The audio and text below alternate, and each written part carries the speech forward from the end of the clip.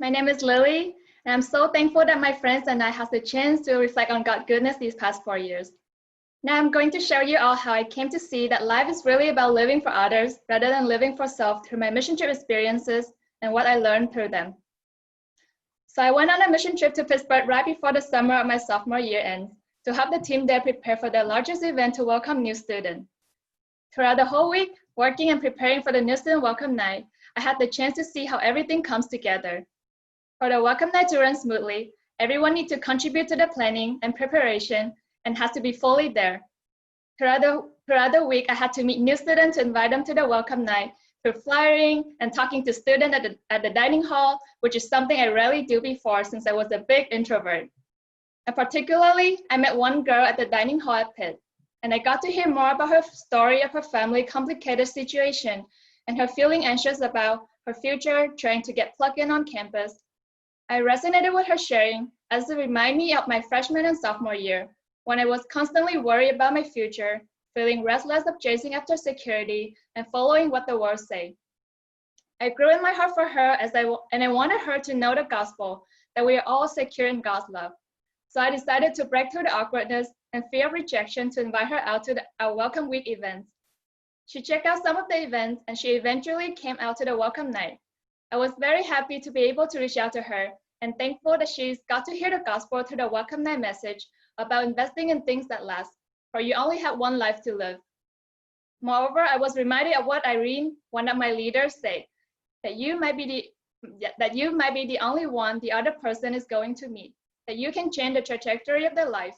And this made me take it more seriously, the privilege that I have the gospel truth, and it has the power to save people's life for eternity. Even though every day was so busy and everyone in the team always came back around like midnight or later, we kept pushing on to prepare for the welcome night. And though it took a lot of hard work and stepping out my comfort zone, I think it is all worth it, because looking back, I see that I can be used by God to reach out to people, and I was filled with joy as I got to see so many freshmen that came and heard the gospel. Coming back from the trip, I was more zealous in sharing the gospel as I took steps to reach out to more students on my campus by trying to strike up conversation at the dining hall, flyering, and tabling at the UC Irvine campus.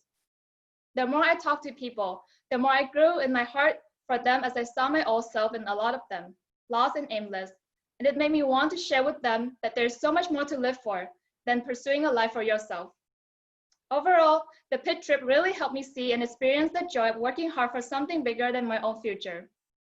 Another mission trip that I went on was at the end of my junior year, when my friend and I decided that we want to go to Taiwan together through our church.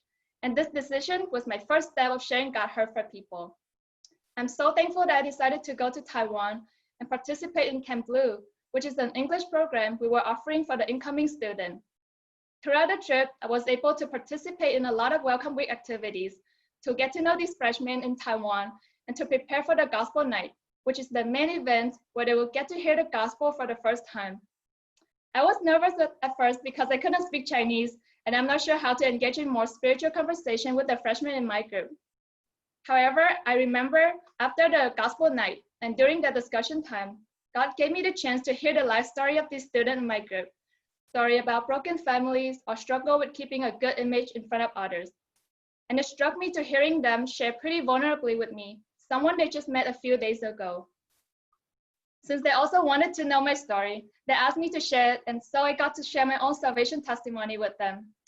The memories that I had that day always bring me joy, as I recall how I was so happy for those students to hear the gospel, and I was even able to share with them my story. Although there was a lot of challenges throughout the mission trip, like the language barrier, experiencing the typhoon and the earthquake, and trying that stinky tofu for the first time, I didn't regret going on this trip, as I wouldn't trade what I experienced, the joy of giving my all for God, for anything else. Even till now, I still keep in touch with these students that I reached out to during the mission trip, and seeing their picture of them still meeting as a group filled me with so much joy and happiness. As my heart grew for these students, I gradually learned to see people through God's eyes, that we are all lost and need Jesus. And I came to understand God's compassion for each and every person. Through the mission trip experiences, I came to understand the truth of these words in the Bible, found in Proverbs 11:24-25. As I gave up my time, money, and energy to go on this mission trip to reach out to the people, my relationship grew deeper. And this relationship made my life become richer and more meaningful. For I know what I am investing in will last for eternity.